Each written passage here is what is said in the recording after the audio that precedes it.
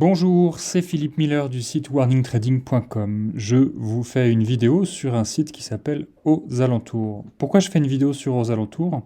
Parce que on avait publié un premier article le 10 février 2023 qui nous ont attaqué en diffamation, qu'ils ont perdu. Voilà la décision. Ils ont perdu, ils ont été condamnés à nous payer 2000 euros au titre de l'article 700, c'est-à-dire pour dédommager des frais d'avocat, même si ça suffit jamais.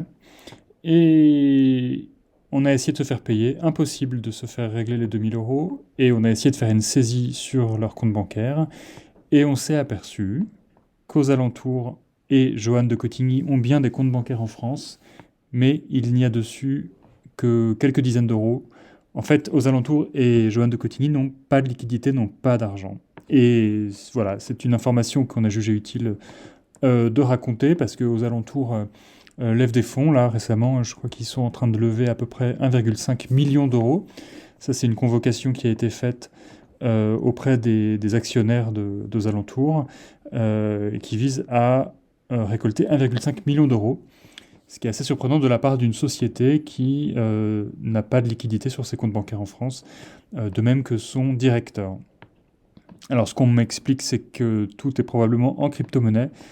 C'est possible, mais bon, enfin, en tout cas, en termes de gestion d'une entreprise, je ne suis pas sûr que avoir toutes ces liquidités en crypto-monnaie soit d'une part possible, légal, et que ça inspire confiance.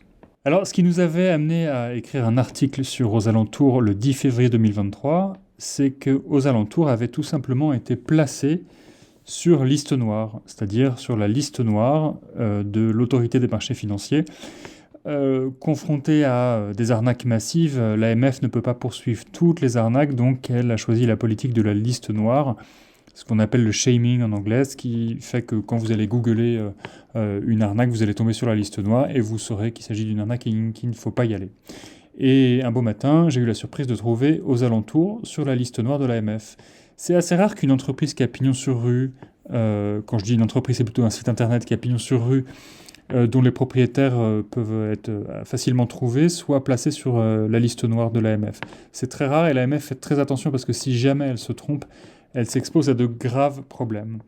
Donc, quand j'ai vu qu'Aux Alentours était placé sur liste noire, j'étais très surpris et bien évidemment, j'ai contacté Johan de Cotigny, qui est le fondateur et le directeur de cette société, pour lui demander s'il avait des informations, enfin des explications. Et bon, pendant quelques jours, quelques semaines, il a tergiversé, il nous a dit que c'est en cours de résolution, qu'ils sont en train d'étudier le concept. Enfin, manifestement, il escomptait que l'AMF n'avait pas bien compris ce qu'il faisait et que c'était une erreur. Malheureusement, on est le 19 octobre et Aux Alentours est toujours sur la liste noire de l'AMF depuis le 31 janvier 2023. Donc, il n'a pas réussi à faire retirer Aux Alentours de la liste noire de l'AMF, donc je pense que ses arguments n'ont pas porté.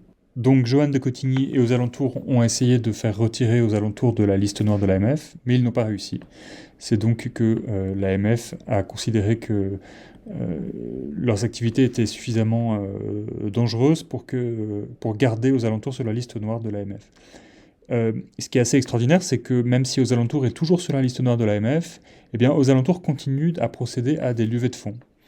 Et là, actuellement, il y a quelques jours, le 13 octobre, elle a procédé à une levée de fonds pour 1,5 million d'euros. Quand nous avons découvert que Aux Alentours était placé sur la liste noire de l'AMF, nous ne nous sommes pas contentés de le répéter. Nous avons contacté de nombreux employés et anciens employés pour en savoir plus, pour essayer d'avoir des explications autres que celles que le directeur aurait pu nous donner. Et ce qu'on a découvert, c'est qu'il y avait de graves problèmes dans cette entreprise que je ne vais pas énumérer là. Il suffit d'aller consulter cet article que je mets en description de cette vidéo. Article qui d'ailleurs a été déréférencé. Johan de Cotigny a réussi à le faire déréférencer, alors même qu'il a perdu son procès en diffamation, qui était un procès qui suivait la procédure d'urgence, mais il a perdu quand même. J'ajoute qu'Aux Alentours et Johan de Cotigny ne se sont pas contentés de nous poursuivre en diffamation, ils ont aussi saisi le CDJM, qui est une espèce d'instance professionnelle du journalisme, et quelqu'un qui s'estime victime d'une publication peut saisir ce CDJM et être écouté, et le CDJM produit un avis. Et le CDJM a produit un avis dans lequel il a considéré que la saisine n'était pas fondée, et le CDJM nous a donné raison, tout simplement. Voilà, j'espère que cette vidéo vous a été utile. Si jamais vous disposez d'informations qui vous semblent pertinentes, vous pouvez prendre contact avec nous et nous les donner. Nous respectons la confidentialité de nos sources. Et puis nous faisons le tri, hein, nous ne publions pas systématiquement tout ce qui est porté à notre connaissance. Si cette vidéo vous a plu, n'hésitez pas à la liker et à la partager.